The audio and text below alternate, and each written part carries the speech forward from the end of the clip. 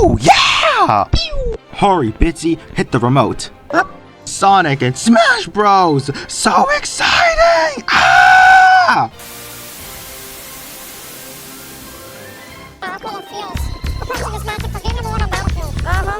Setting an individual block down, shutting down the hedgehog. Sonic's greatest enemy is a slight object in the way. If you don't play the games, you know, you're walking up.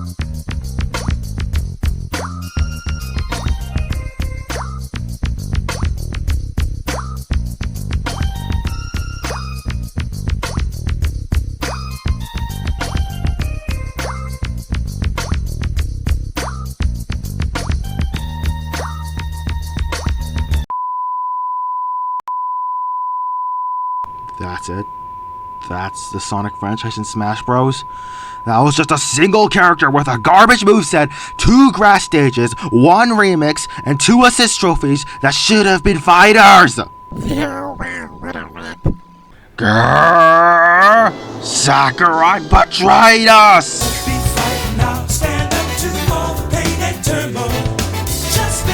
Hey gang, what's poppin'? So Super Smash Bros. Has come a long way, huh? What started as a simple crossover fighter between, at the time, Nintendo's biggest mascots, has morphed into this huge celebration of gaming as a whole, filled with so many iconic characters, stages, items, and songs across the gaming landscape.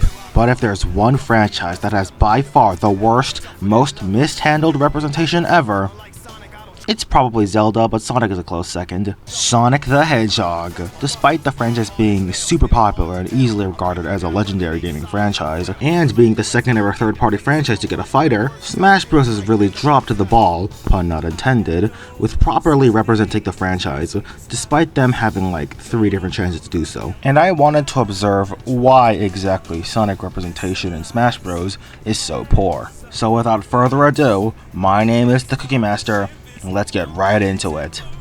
Before we do though, I gotta mention that a lot of things in this video will be heavily exaggerated for the sake of comedy, so just remember that anything I say here is my opinion, just exaggerated for the Act 1.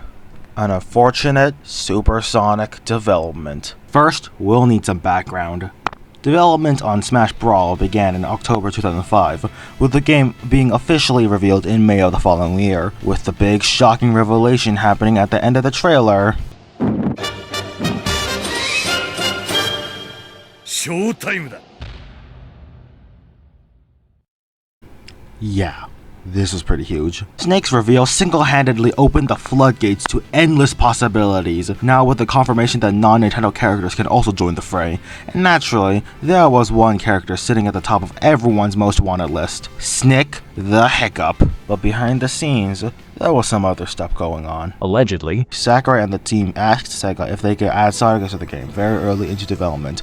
Sega initially declined, but later around mid-2007, a couple months before the game's launch, Sega changed their minds and said yes, making Sonic the last character to be added into the game, with the game receiving a delay to early 2008. And as you can imagine, for being a last-minute addition, development on Sonic's moveset was very rushed, and that is very apparent as soon as you start playing as him. Act 2. Spin Dash Slop. Sonic's moveset is buns. There's no sugarcoating it, it's just buns. And after asking around the Smash Bros subreddit, watching some tournament footage, and talking to my brother, who is very knowledgeable in the Super Smash, I have come to the conclusion that there are exactly 2 major design flaws with Sonic's moveset. 1. All of his attacks look extremely similar to one another. Sonic has 10 different moves that are a spin dash. Let me rephrase that.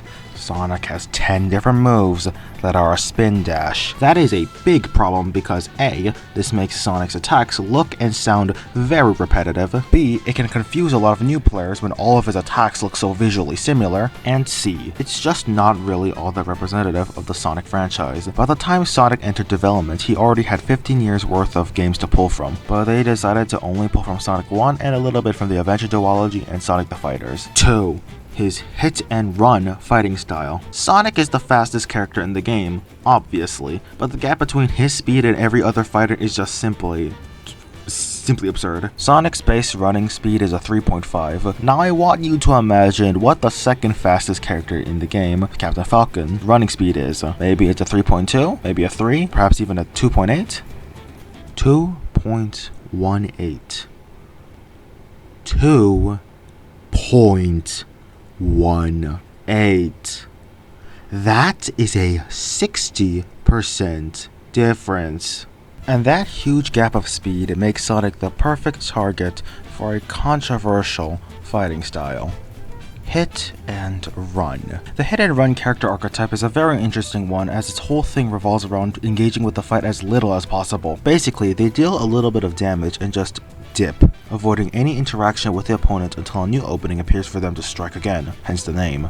And Sonic is by far the worst offender of this type of game. Due to his immense speed, it essentially allows him to just control the length of the battle, forcing opponents to attack him first, because he sure as hell ain't gonna do that, and punishing them during their end lag. And not only does this make Sonic extremely unfun to fight against, I mean just look at this tournament footage, this is disgusting, but it's also completely unlike Sonic's personality. Sonic is bold, brave, impatient, cocky, and always willing to jump into action whenever necessary. But his optimal game strategy in Smash Bros. Is actively avoiding the battle, standing around doing nothing, acting like a coward, and making the match slower. And yes, let me rephrase that. Sonic the Hedgehog, the self-described fastest thing alive, has his whole gameplay revolve around making the match slower. Do you see the issue here? This whole gameplay style is the complete antithesis to who Sonic is as a character.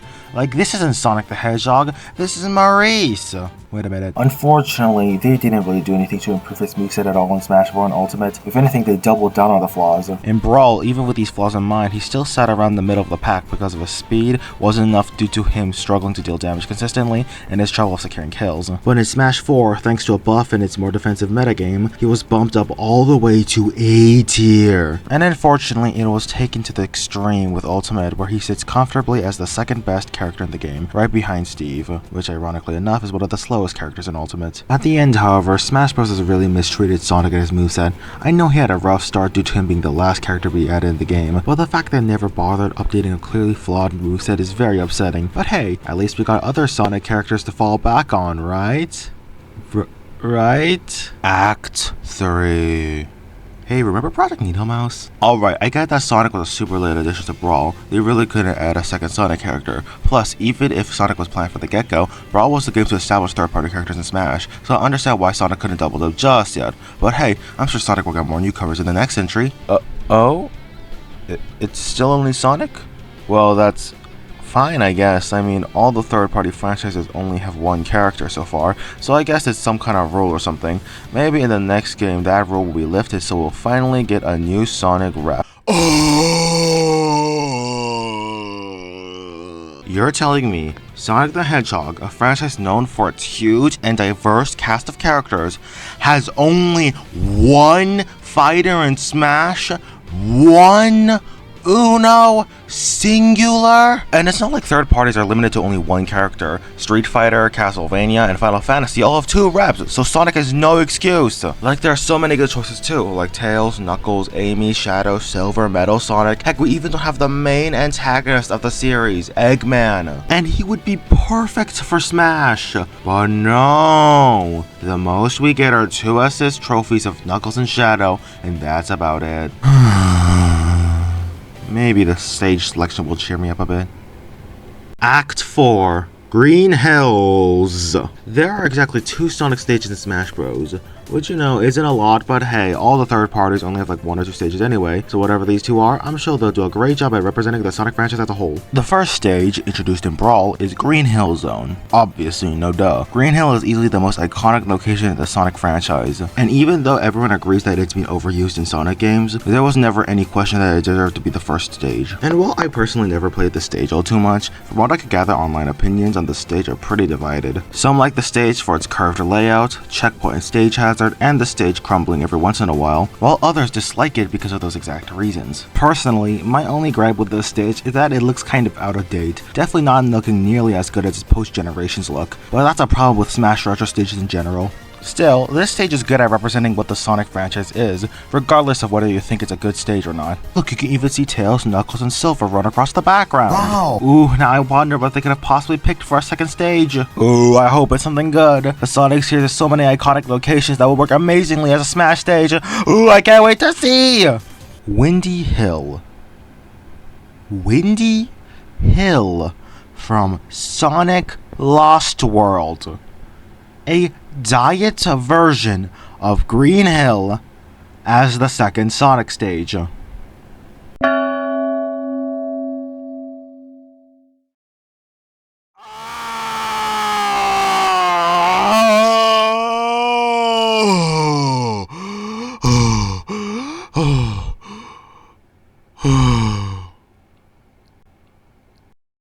Oh, you wear a robe because it hides your feet so you don't have to animate walk cycles. Smart.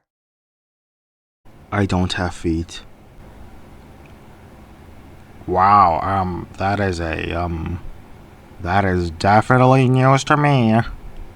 Like, bro, seriously? Windy Hill? Out of all the Sonic locations you could have picked, you chose Windy friggin' Hill? Like, there were tons of other Sonic locations that would have been infinitely better choices than Gusty Mound, Chemical Plant, Casino Night, Death Egg, Angel Island, Sky Sanctuary, Stardust Speedway, Station Square, Speed Highway, City Escape, Radical Highway, the Space Colony Arc, Seaside Hill, Grand Metropolis, Rail Canyon, Crescent City, Windmill Isle, Rooftop Run, Dragon Road, Eggman Land, Aquarium Park, Pilot West, Splash Hill, if you know that, White Space, Studiopolis, Mirage Saloon, Sunset Heights, Casino Forest, and so many more. Heck, even if you were limited to only Lost World, there were still so many better choices you could have picked, like Tropical Coast, Frozen Factory, Silent Forest, and Hidden World. But why on earth would you choose Windy, we have Green Hill home? Hell! Just ugh! You know what's the worst part?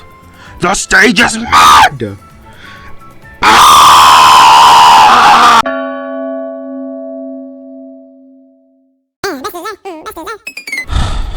I need a pick-me-up. Maybe some good old Smash remixes will do the trick. I'm not even gonna finish that sentence. You get the joke by now. Act 5. The remix situation is crazy.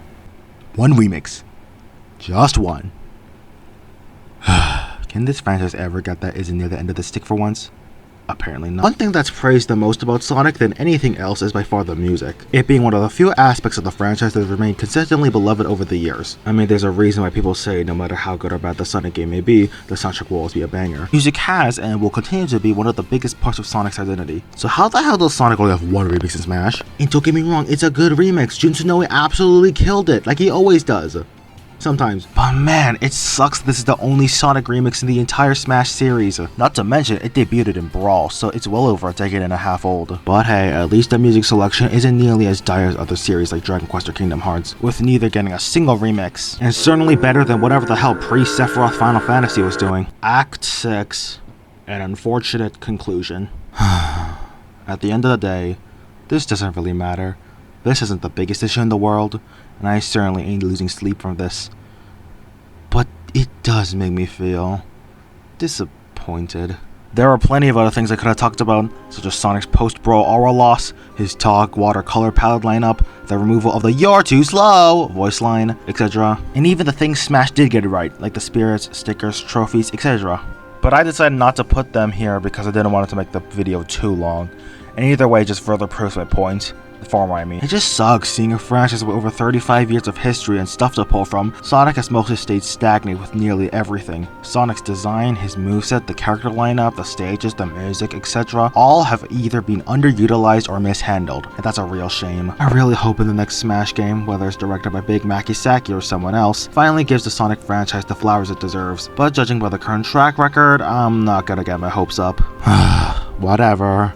I'll see you all on the other side.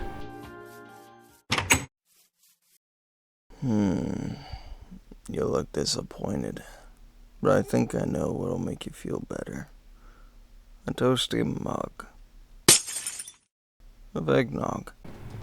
Get the hell out.